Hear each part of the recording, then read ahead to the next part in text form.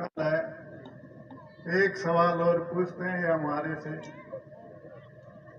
कि चौधरी भूपेंद्र सिंह हुड्डा को जानता हूं, सारा इकट्ठा के सम्मानित मंच व उपस्थित मेरे बुजुर्गों, नौजवान साथियों, मातृशक्ति, प्यारे बच्चों और पत्रकार बंधुओं। देखिए, जैसा पहले भी बताया कि 8 तारीख को प्रोफेसर राम भगत जी ने कांग्रेस ज्वाइन करी और जब इन्होंने कांग्रेस ज्वाइन करी तो इन्होंने और कोई मांग नहीं रखी। एक ही मांग रखी थी कि मेरे गांव में आप आकर चाय पी के जाए। मगर बहुत ठीक है, तो मैं यहां आया। मैंने कहा प्रोफेसर साहब, चाय की बात हुई थी, आज तो आपने पूरा आयोजन कर रखा है। तो इस बात से मेरे को एक अंदाजा है। अभी कह रहे थे इस हल्के को अपना लो, मैं तो पूरे हरियाणा को अपनाऊंगा। मुझे हरियाणा मेरे को अपना रहा है तो मैं क्यों नहीं अपनाऊंगा। एक बात से साबित हो गई आज।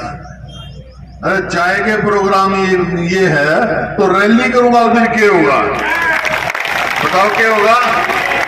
पूरे हरियाणा में क्या होगा, मैंने पता लग गया। और इस हल्के में तो भाई देखो, वैसे तो सामाजिक आदमी हम, रिश्तेदारी भी है, भाईचारे भी है, बहुत है यहाँ। इस हल्के से बड़ा संबंध है हमारा नारनौल से। ऐसी बात नहीं, चाहे वो खांडे में हो और चाहे भाई पेटवाड़ में हो, बहुत सारे गांव में हमारी रिश्तेदारियां भी हैं, आना जाना भी है। जब मैं छोटा सा था, आता जाता भी था गाँव में, तो कोई उसमें वो नहीं है। मैं तो एक बात कहने आया हूं, भाई प्रोफेसर राम भगत ने कांग्रेस में आए हैं, इनका मैं स्वागत करता हूं। पार्टी की तरफ से पूरे दिल से स्वागत करता हूं। और जो आज परिस्थिति है, कल 15 अगस्त है, हमारा जो है स्वतंत्रता दिवस, इंडिपेंडेंस डे, आजादी का दिन। वो आजादी कैसे हासिल हुई? कोई एक दिन में नहीं हुई, बहुत लंबे संघर्ष से हमारे बुजुर्गों ने बड़ी से बड़ी कुर्बानियां दी। बहुत सारे शहीदों का, बहुत सारे जिन्होंने सारी उम्र जेल की कोठड़ी में काटी, उनके नाम पता है हमारे को। लेकिन लाखों ऐसे आदमी भी हैं जिनका गांव और नाम नहीं पता, अपने देश के लिए कुर्बान हुए। आज उनको सलाम है। सारे हमारे जो स्वतंत्रता सेनानी थे, जो थे, 14 अगस्त को रात को 12 बजे अंग्रेजों का झंडा उतर गया था और ये तिरंगा चढ़ गया था। ये तिरंगा जो देख रहे हैं, ये तिरंगा चढ़ा था, ये उन लोगों के बाद, देश आजाद होने के बाद बहुत देश में विकास हुआ और हरियाणा बना 66 में। उस समय हमारा पिछड़ा हुआ प्रदेश था और ये सवाल था, जब इंदिरा जी ने बनाने का फैसला किया तो ये सवाल आया था कि आया आर्थिक तौर पर हरियाणा सरवाइव करेगा या नहीं करेगा, क्योंकि आर्थिक तौर पर बहुत कमजोर स्थिति थी। आज मेरे को इस बात का गर्व है, इस प्रदेश के किसान और मजदूर, व्यापारी, हर वर्ग की मेहनत से जो 2014 में, उस समय हरियाणा पूरे देश में 1 नंबर था, प्रति व्यक्ति आय में, प्रति व्यक्ति निवेश में। तो ये सब आप लोगों की, किसान की, मजदूर की मेहनत है। अरे जो देश बाहर से अनाज मंगाता था, अमेरिका से गेहूं मंगाकर अपने देशवासियों को पेट पालता था, आज इस देश के किसान ने इतना मेहनत की है कि देश का ही नहीं, विदेशों में अनाज जाता है। तो छोटी बात नहीं। यहां चर्चा हुई कृषि बिल की। जब ये कृषि बिल लेके आए, उस समय हमने सबने कहा था कि भाई ये किसान के हित में नहीं है, देश के हित में नहीं है ये कृषि बिल, ये वापस लिए जाए। लेकिन जो आज हरियाणा में बैठे हैं, जो स्वार्थ की वजह से समर्थन किए हुए हैं, वो असेंबली में कह रहे थे कि ये कृषि बिल किसान के हित में है। फिर वापस क्यों लिए भाई?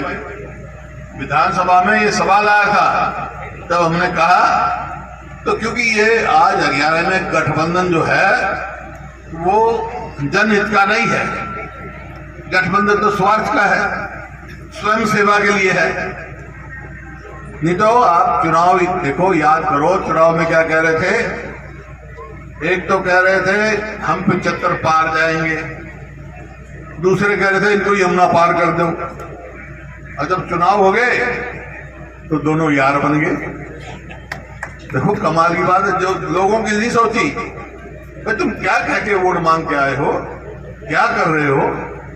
और उसका नतीजा ये हुआ कि आज हरियाणा जो नंबर 1 प्रदेश था, बुजुर्गों की पेंशन काट दी गई, जिसमें विधवाएं भी हैं, अपंग भी हैं, वो उनकी 5.5 लाख सब मिला के पेंशन काट दी गई। क्यों भाई? क्योंकि एक पहचान पत्र है। अरे भाई परिवार में एक लड़का नौकरी कर रहा है, वो अपने बाप की सेवा कर रहा है, नहीं सारे सेवा कर रहा है, वो है। हमने बनाई पॉलिसी बनाई थी कि भाई सेल्फ डिक्लेरेशन करो। और आज कह रहा हूं, जो कहता हूं वो करता हूं, बाकी तो आपके हाथ में है। प्रजातंत्र है ये, जो मेजोरिटी चाहती वो होता है। अगर हमारी पार्टी सत्ता में आई तो कर दे। कल के हमने कह रखा है कि भाई पेंशन जो है सम्मान पेंशन है, ये 6,000 रुपए से हम स्टार्ट करें, 6,000 रुपए महीना। इसी प्रकार से गरीब आदमी को 100 गज के प्लॉट की बात कही हमने, प्लॉट बंद कर दे। अभी एक दिखा है यहाँ के मसूदपुर के ही मेरे दलित भाइयों ने कि 100 गज के प्लॉट तो मिल गए हमारे को, लेकिन ना वहां बिजली है, ना और कोई सुविधा है, ना पानी है। फिर क्या फायदा भाई उनका?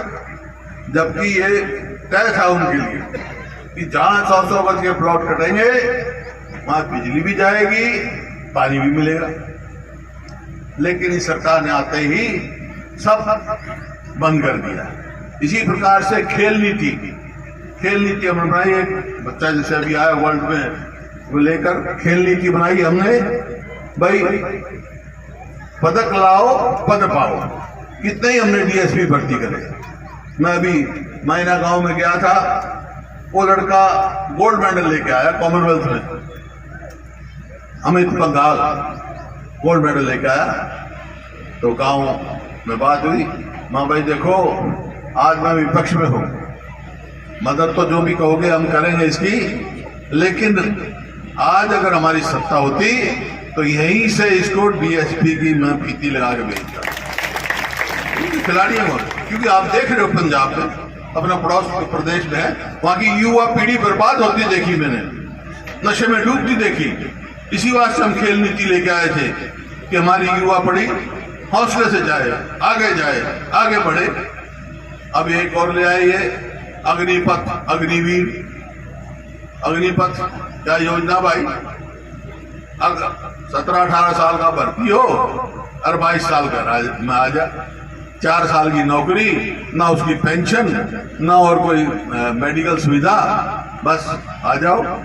4 साल में 6 महीने की ट्रेनिंग, 6 महीने की छुट्टी, 2 साल नौकरी करेगा और चौथे साल सोचने लग जाएगा मेरा क्या होगा, भविष्य अंधकार में पड़ेगा। और फौज जो है हमारी देश के लिए, जो देश के जज्बा जो होता है फौज में कुर्बानी का, वो कैसे जवान में होता है, वो नाम निशान और झंडे पर अपनी जान देता है। इतना तो समय ही नहीं। अब रशिया में तो जो कम्बैट फोर्सेस हैं 4 साल में तो उनकी ट्रेनिंग दी जाती है, यहां 4 साल में तो घर भेज रहे हो।